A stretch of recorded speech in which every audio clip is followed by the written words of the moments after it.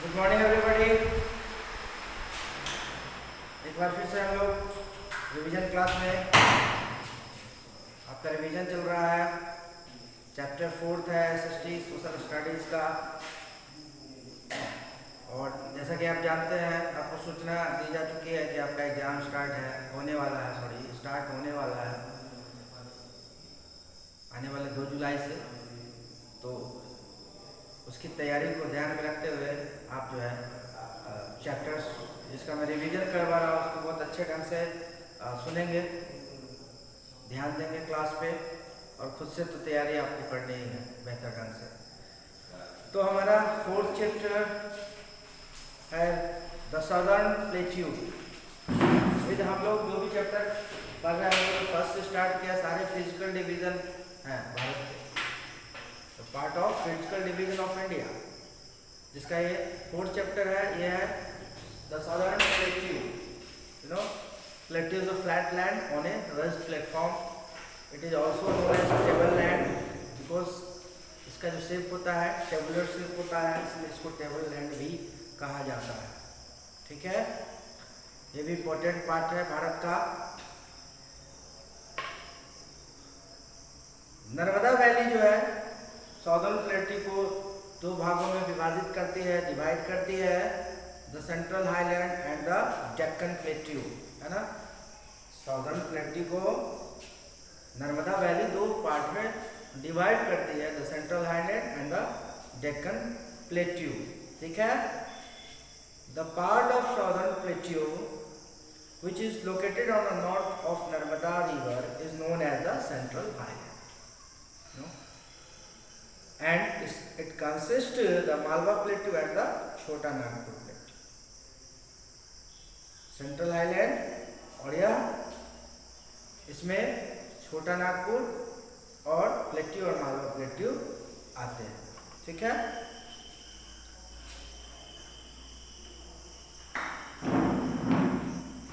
it lies in the northwest of central highland. It lies between the Aravalli range and Vindhya hills. The slope of this plateau towards the north, therefore many rivers flowing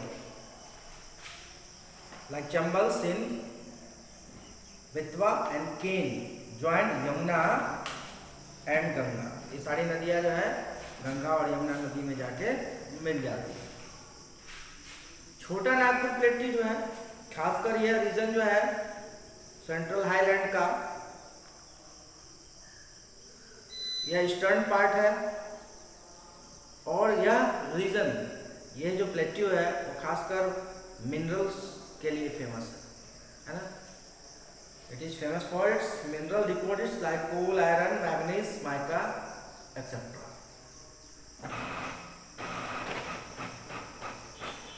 फिर हमारा अगला जो है Deccan plateau, है ना। Part of southern plateau lying to the south of the Satpura range is known as Deccan Plateau. It is the largest part of Southern Plateau. Southern Plateau का ये सबसे बड़ा हिस्सा है, largest part है Deccan Plateau, and it has rich black soil. काली मिट्टी यहाँ जो है पाई जाती है ना। काली मिट्टी प्रचुर मात्रा में यहाँ पे पाई जाती है और जो कि कॉटन की खेती के लिए उपयुक्त है। ठीक है,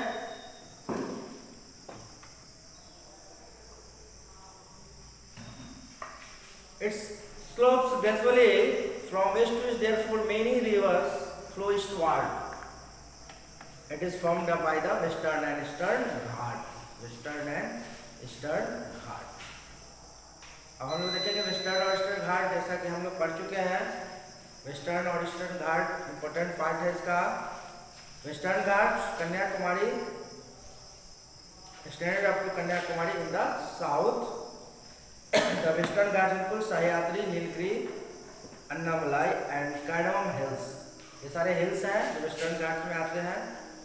and western Ghat rise southwards and are higher than the eastern. इसकी ऊंचाई जो होती है ईस्टर्न घाट से ज़्यादा होती है ना।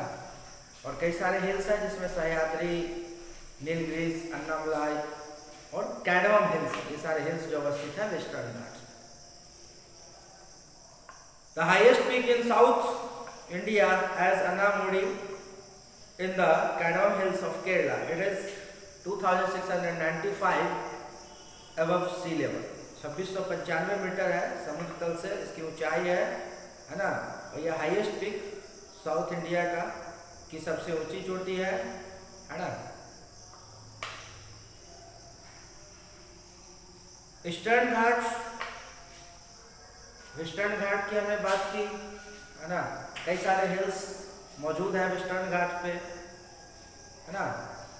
दक्षिण में कन्याकुमारी तक है, गई हुई है, इसका क्षेत्र जो है कन्याकुमारी तक है वेस्टर्न घाट का। और इसमें कई सारे हिल्स है,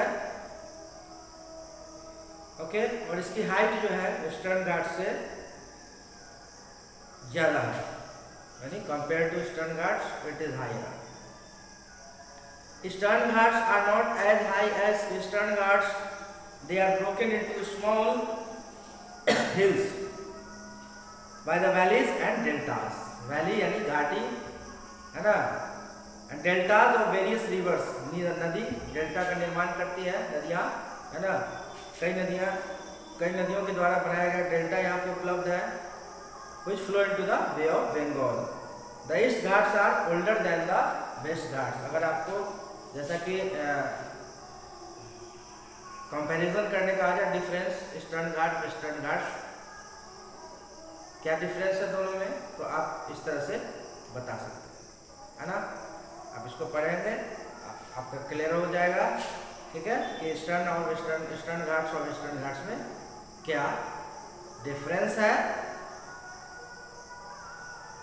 अब नदियों की बात करते हैं। प्लेट्यू रीजन में नदियाँ कौन कौन सी नदियाँ आती है ना।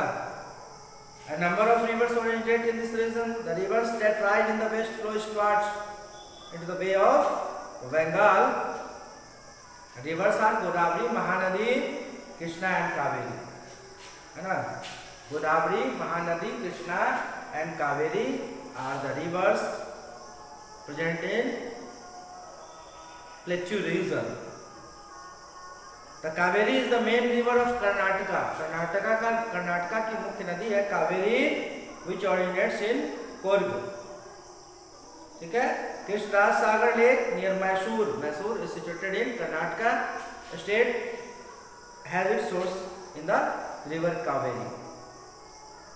Okay. Godavari is the largest river in Deccan Plateau. सबसे बड़ी नदी के रूप में अगर है गोदावरी नदी, डेक्कन प्लेटू की सबसे बड़ी नदी है गोदावरी, ठीक है। It also consider one of the most sacred reverse in India. Godavari एक भारत की पवित्र नदी मानी जाती है। इट राइजेस इन त्र्यंबक इन महाराष्ट्र। इसकी उत्पत्ति कहाँ होती है?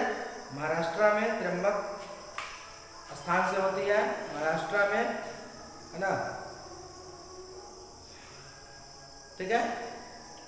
तो 4 जो रिवर्स है मेन इस प्लेट्यू रीजन में है, Godavari, Mahanadi, Krishna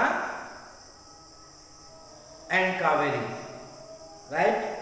Kaveri is the main river of Karnataka की मुख्य नदी है कावेरी, है ना।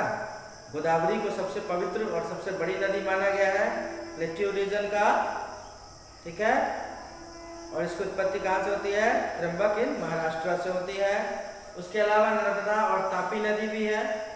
Narmada and Tapi are the 2 only rivers which flow into the Arabian Sea. अभी जो नदियों के बारे में पढ़ा वो बे ऑफ बंगाल में जाती है, फ्लो करती है, और ये जो अरेबियन सी में जाके मिलती है ये नदियाँ, है ना, जिसमें नर्मदा और तापी ये 2 नदियाँ हैं जो which flow through into Arabian Sea, अरब सागर में जाके मिलती है। They flow through a rift valley and have estuaries near their mouth. They do not make a delta, और यह किसी डेल्टा का निर्माण नहीं करती है। The rivers of Plateau region are smaller than the Himalaya. Plateau region की जो भी नदियाँ हैं, जो हिमालय से निकलने वाली नदियाँ हैं, उसके मुकाबले छोटी होती है। जो भी नदियों की उत्पत्ति हिमालय से होती है उसके मुकाबले प्लेट्यू रीजन की नदियां जो है छोटी होती है, ठीक है।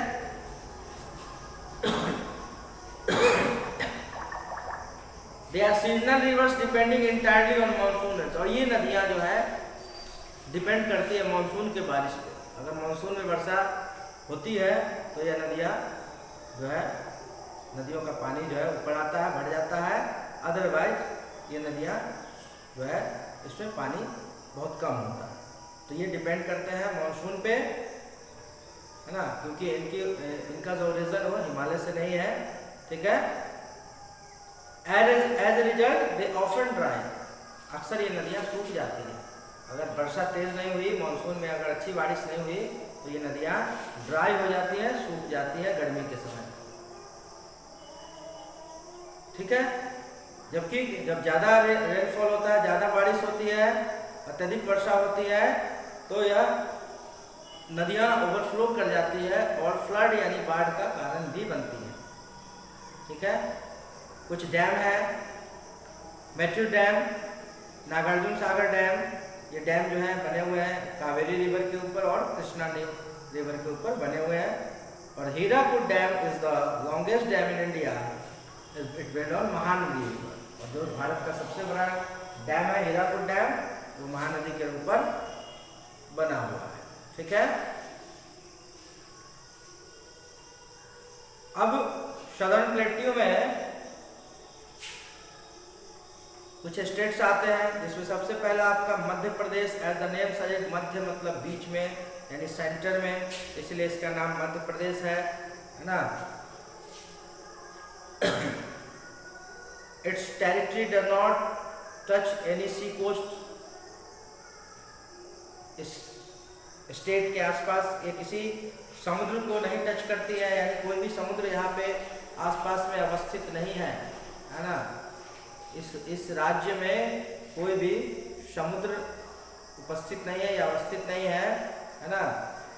It is surrounded by 5 states, 5 राज्यों से घिरा हुआ यह स्टेट है, 5 स्टेट से घिरा हुआ state. Vindhya and Satpura are the 2 important hill ranges हैं, विंध्य और Satpura, between which the Narmada river flow, जिसके बीच से नर्मदा नदी होकर गुजरती है। और कैपिटल जैसा कि आप जानते हैं Bhopal is the capital of Madhya Pradesh. Black soil, काली मिट्टी यहाँ पे पाई जाती है ना, जो शुगर केन और कॉटन के लिए बहुत ही उपयुक्त होती है यह मिट्टी। साथ ही साथ ऑयल सीड्स भी उपजाए जाते हैं प्रचुर मात्रा में। और यहाँ के लोगों का मुख्य ऑक्यूपेशन जो है वो एग्रीकल्चर है, ठीक है। सिटी ऑफ पन्ना, मध्य प्रदेश का शहर पन्ना जो है वो डायमंड के लिए फेमस है ना। News print factory Nepanagar and heavy electrical भेल, heavy electrical Bhopal are some example of industrial setup here, okay. ऐसे तो मुख्यतः लोग यहाँ के लोग हिंदी भाषा का इस्तेमाल करते हैं, है ना। जो त्यौहार कॉमन है, होली, दशहरा, दिवाली कॉमन फेस्टिवल्स है यहाँ के। खजुराहो टेम्पल महत्वपूर्ण और प्रसिद्ध टेम्पल है यहाँ का, खजुराहो टेम्पल। सांची स्तूप जो है ग्रेट टूरिस्ट अट्रैक्शन, है ना।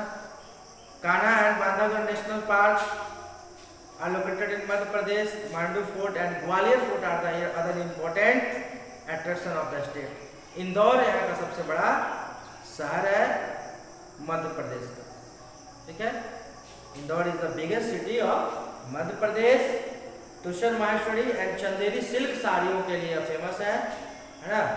तो ये खासियत थी मध्य प्रदेश की, ठीक है, जो प्लेट्यू का हिस्सा है ना। साउदर्न प्लेट्यू का हिस्सा है ये मध्य प्रदेश। उसके अलावा आपका छत्तीसगढ़ आता है इसमें, है ना, जो मध्य प्रदेश से अलग होकर नया राज्य का गठन हुआ 1 नवंबर 2000 में। छत्तीसगढ़, है ना, रायपुर इसका कैपिटल है ना। महानदी बेसिन अवस्थित है छत्तीसगढ़ में, ठीक है। Mahanadi is the most important river in Chhattisgarh. The Bhilai steel plant and Bharat Aluminium Company are the most famous company in this region. Maria, Moria and Gond tribes live in Buxar region. Each tribe and Son, सब tribe के अपने अपने अलग language है। कौन कौन से tribe है? Maria, Moria and Gond tribes, okay. Hindi is the main language. Famous places Amarkantak, Gudamdev and the caves of Kawarda are the famous tourist special. Bamboo work, wood carving, folk painting and folk jewelry are the specialties of Chhattisgarh, ठीक है।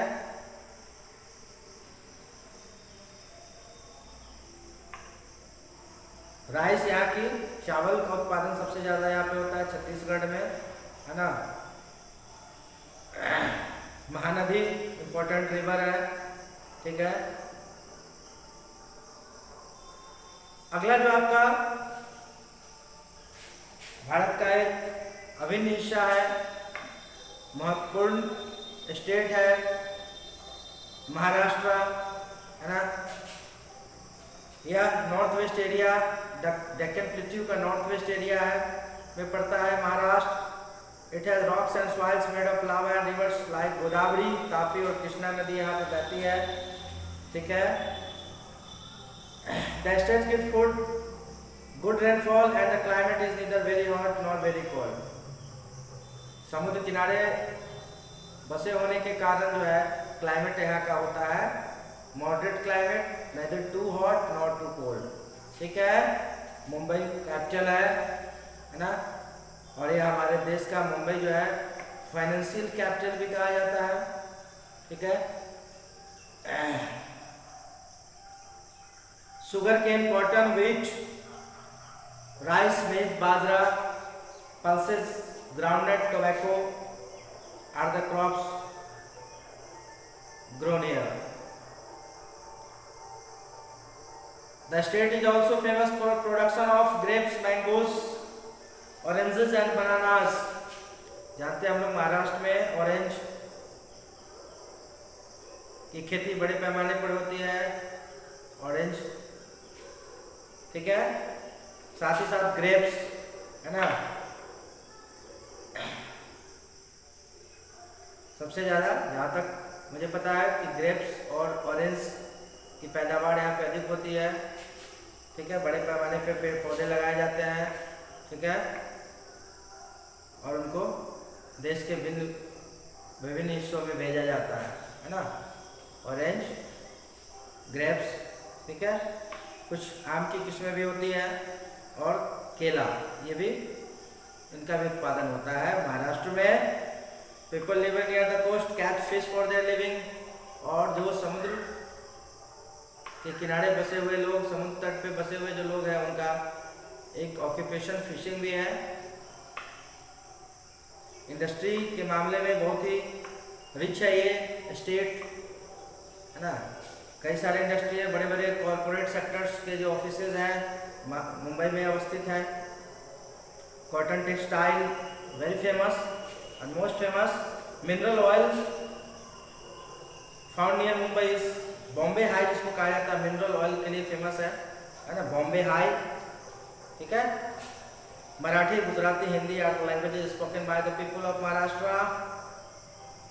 दे eat wheat, rice, fish and vegetable. Bhelpuri और पाव भाजी यहाँ का famous जो है वो dish है, ठीक है।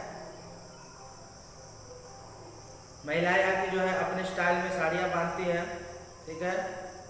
गणेश चतुर्थी सबसे अत्यधिक धूमधाम से मनाया जाता है महाराष्ट्र में। गणेश चतुर्थी यानी गणेश जी की पूजा होती है, बड़ी धूमधाम से होती है, ठीक है। उसके अलावा दिवाली, क्रिसमस, ईद वगैरह भी होती है, लेकिन सबसे ज़्यादा जो महत्वपूर्ण यहाँ का फेस्टिवल हुआ है गणेश चतुर्थी, ठीक है। पुणे, कोल्हापुर, सोलापुर, मुंबई, है ना, Nashik are the famous places of Maharashtra. Gateway of India, Hanging Garden, Ajanta and Ellora caves are in Aurangabad very famous, है ना।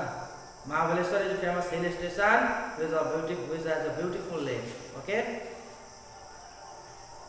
इंडस्ट्रियल कैपिटल कहा जाता है या फाइनेंशियल कैपिटल भी कहा जाता है मुंबई को, जो कि कैपिटल है महाराष्ट्र का. That is also known as the industrial capital of India or the financial capital of India. The Hindi film industry is based here. ठीक है.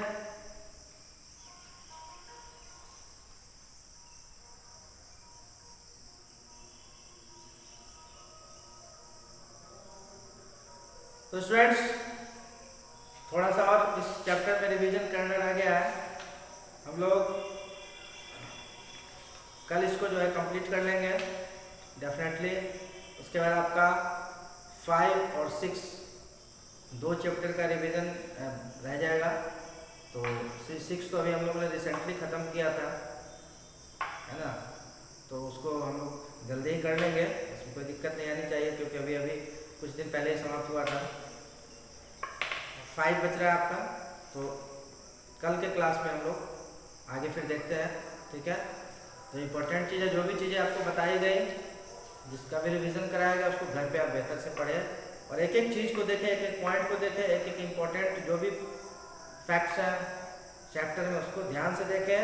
कोई भी चीज़ छूटनी नहीं चाहिए आपसे.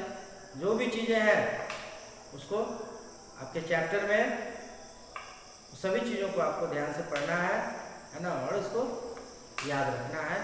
ठीक है. चलिए, थैंक यू.